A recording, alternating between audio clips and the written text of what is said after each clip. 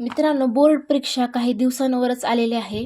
प्रत्येक तास, प्रत्येक दिवस, प्रत्येक मिनिट तुमच्यासाठी महत्त्वाचं ठरणार आहे आणि त्यातल्या त्यात इंग्लिश सब्जेक्ट म्हणलं की डोळ्यासमोर अंधारे येतात काय-काय मुलांच्या. मग त्याच इंग्लिश सब्जेक्टमधला त्याच इंग्लिश मधील आपण एक टॉपिक घेतलेला आहे, तो म्हणजे माइंड मॅपिंग. माइंड मॅपिंग कशी करावी? आता बघा, बऱ्याच पद्धती आहेत. प्रत्येक त्याच्या त्याच्या पद्धतीनुसार पेपर लिहित असतो. पण एक टॉपर स्ट्रॅटेजी आपण म्हणतो ना, टॉपर कशा पद्धतीने पेपर लिहितो, कशा पद्धतीने प्रेझेंटेशन करतो, ज्यामुळे त्यांना काही एक्स्ट्रा मार्क भेटत असतात पेपरमध्ये, ते आपण आज जाणून घेणार आहोत. प्रथम आपण माइंड मॅपिंग म्हणजे नेमकं काय, ते किती मार्काला असतं, त्यामध्ये काय असतं, नेमकं काय लिहायचं असतं आणि तो प्रश्न कसा टॅकल करायचा ते बघूयात. चला तर मग व्हिडिओला सुरुवात करूया. तर काय दिलेला आहे, हा प्रश्न बोर्ड प्रश्नपत्रिकेत प्रश्न क्रमांक 2C मध्ये येतो. या प्रश्नाला 3 मार्क असतात. 3 मार्कसाठी आपल्याला हा क्वेश्चन असतो. देताना सर्व पॉईंट कव्हर केले असतील तर 2 मार्क्स आणि प्रेझेंटेशन मांडणीला 1 मार्क असतो.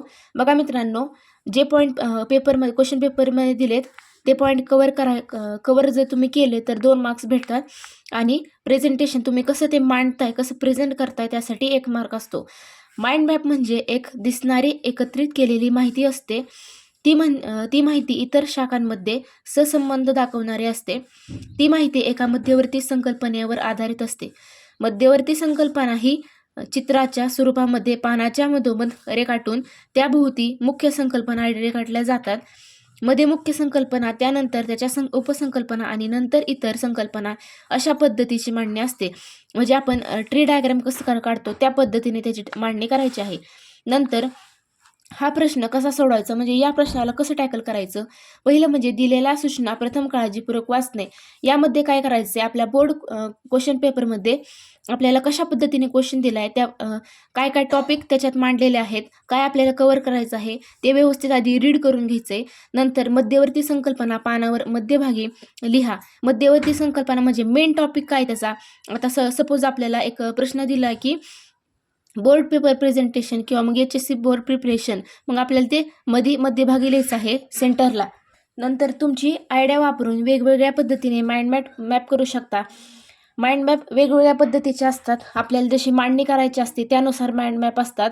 पण मित्रांनो, पेपर प्रेझेंटेशन इतकं महत्त्वाचं आहे. मी जेव्हा 12वीत होते तेव्हा मी रायटिंग स्किल्स हा क्वेश्चन सर्वात प्रथम लिहिला होता. रायटिंग स्किल्स म्हणजे पहिल्या प्रश्नापासून सुरुवात नव्हती केली. पहिल्यांदा रायटिंग स्किलचं सेक्शन मी सुरुवातीपासून लिहायला सुरुवात केली होती. मग त्यामध्ये मी प्रत्येक रायटिंग स्किल एक घरूनच ठरवून गेले होते की नेमकं मी बोर्ड पेपरमध्ये गेल्यावर तो प्रश्न कसा टॅकल करणार आहे किंवा मग किती प्रश्नाला किती वेळ देणार आहे, कसं प्रेझेंटेशन करणार आहे, ते आपण आधीच ठरवायचं. मी आधीच ठरवलं होतं. त्या पद्धतीने मी सर्व पेपर कव्हर केला आणि बोर्ड पेपरमध्ये इंग्लिशमध्ये मला 90 मार्क्स मिळाले होते. खूप चांगले मार्क्स आहेत मित्रांनो ते. 90 मार्क्स इंग्लिश पेपरमध्ये आपलं प्रेझेंटेशन जर उत्तम असेल तर आपल्याला 90+ मार्क्स पाडण्यापासून कोणच वाचू शकत नाही. यापुढे आपण एक एक्झाम्पल बघूया माइंड मॅपिंगचं. आपण कशा पद्धतीने माइंड मॅपिंग करायला हवी ते आपण बघूया.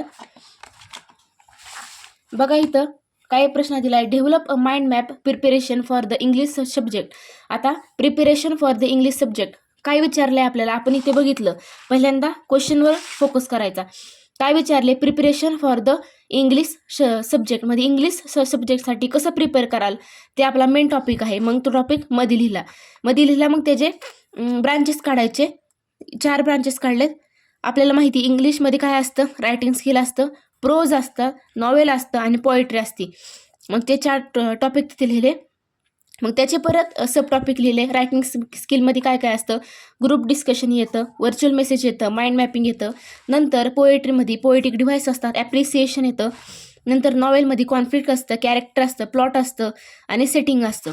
प्रोजमध्ये काय काय असतं, ग्रामर असतं, ट्रान्सफॉर्मेशन, नंतर reported speech, vocabulary, synonyms and antonyms, अशा पद्धतीने आपल्याला वेगवेगळ्या टॉपिक्सच्या मदतीने माइंड मॅपिंग करायचं आहे.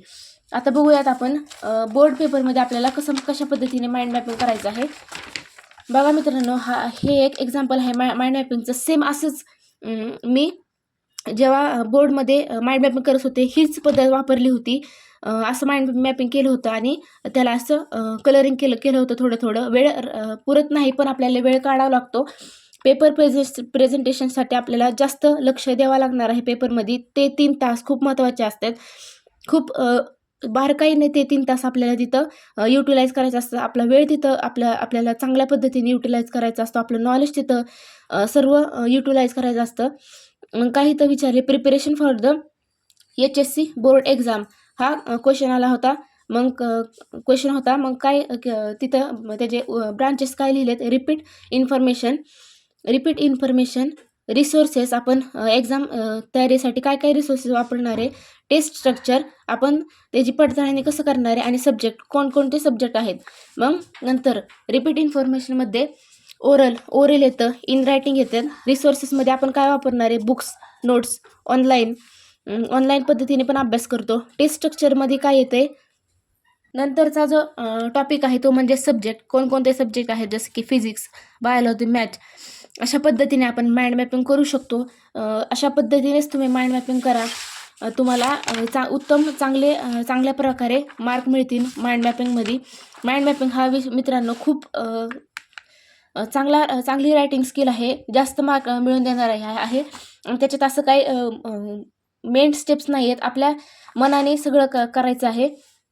फक्त आपल्याकडे ते नॉलेज पाहिजे, तेवढे स्किल्स पाहिजेत. ते इझी आहे माइंड मॅपिंग, आपल्याला सहज जमून जाईल. फक्त घरून 2-3 माइंड मॅप किंवा मग अशा डायग्राम्स तुम्ही एक डोक्यात ठेवून जावा. त्या पद्धतीने तुम्हाला बोर्ड पेपरमध्ये हार्ड जाणार नाही. अशाच नवनवीन व्हिडिओ आपण घेऊन येणार आहोत. माइंड मॅपिंग आजच्या व्हिडिओमध्ये कव्हर केलं आहे. नंतरच्या व्हिडिओमध्ये आपण सर्व रायटिंग स्किल्स आणि ॲप्रिसिएशन कव्हर करणार आहोत. व्हिडिओमध्ये आणि चॅनलमध्ये नवीन असल्यास चॅनलला लाईक, शेअर, सबस्क्राईब नक्की करा. Best of luck for your board exam.